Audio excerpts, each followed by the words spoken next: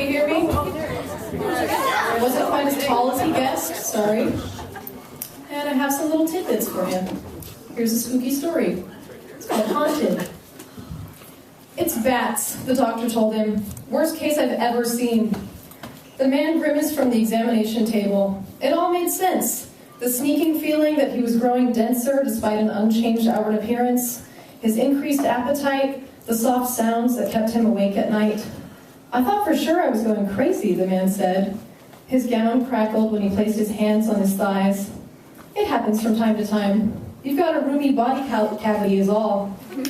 Here the doctor thumped the man's sternum. A frantic flapping resounded, muffled by flesh. From the sounds of it, I'd say you've progressed from Crasionecteridae to Posideridae, maybe even a larger species. They'll need to be removed, you know. Wouldn't want a flying fox in there. The doctor laughed. The man listened hard for small wings. The day of the operation, the man wondered how many bats there would be and what would become of them. He had asked the doctor if he could keep them afterward, the spoils of his surgery. He planned to keep the specimens in a jar somewhere visible to startle company when he had any, and to ask him better questions than what do you do for a living. There were too many. The doctor, confident with the routine procedure, failed to subdue the bats when he cut the man open. Bats as small as mice, dark brown and devil-faced, dozens of them swooped and dove, flapping from the slice in the man's body, in a torrent around and out of the operating room. The man awoke, stitched and sore, to the doctor handing him an empty jar. It's a shame you missed it. You really had to be there, the doctor said. Any pictures? Oh no, they're swift little fuckers. Would have been helpful for my new paper, though. The man's neighbor drove him home. He had been reluctant to ask a favor, but she was happy to give him one. Are you okay? She asked. The man had been silent the whole drive, clutching the empty jar in his lap. I mean, she continued, to think you were a home for them, a host, and you walking around not even knowing you had company. When the man was alone in his house, he thumped his sternum. His wound burned. He heard only the cavernous sound of a drum. Thank you.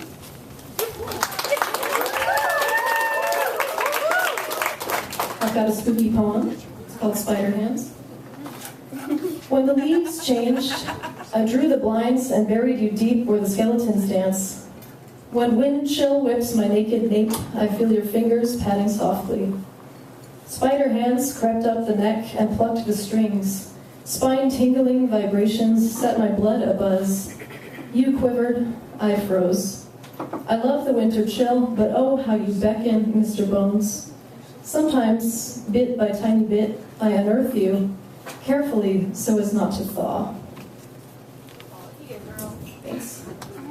Got a poem about borrowing things. It's called You Can Never Quite Forgive, page 148. Inside a book your lover lends, you'll spy a hard-creased upper corner, bottom two. The framed page begs attention from your eye. The author's words highlighted outline you.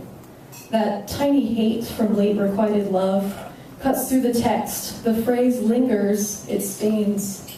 You stomach every implication of this ink you picture oozing in his veins. With kisses, siphon it. Time is the cure. The novel's hero had no chance to know. Your actions, heroine, will reassure the one whose borrowed words have stirred you so. Return the book of secrets. On a whim, unbend the page reminding you of him. What else have I got here? Okay, this one isn't spooky, but it was selected by the Santa Clara County Poet Laureate for an Academy of American Poets Prize. It's called Rat Race. Our house cat decimates a raspberry, while I, hands pruning and palm-olive foam, ponder the tameable wild. Riding past, a pair atop a tandem bicycle, reads like a commercial for wrist leashes, taupe upholstery, the champagne-colored cars prescribed to persons of reasonable means. We make meaning from this procession of wants, the house one can afford, a tasteful coat of paint, not what stokes a fire in the mind, not what a taskless hunter's craze creates. I ache to make something of substance, goaded by the knowing glance of a sweet primeval creature in my kitchen, both of us domesticated, framed. And I leave you with 3 haiku. They are together called Gray.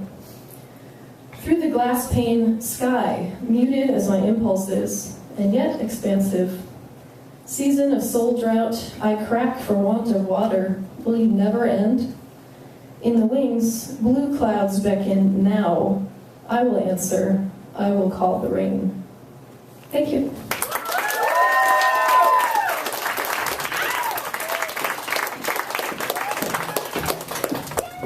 The very spooky Sarah Lynn.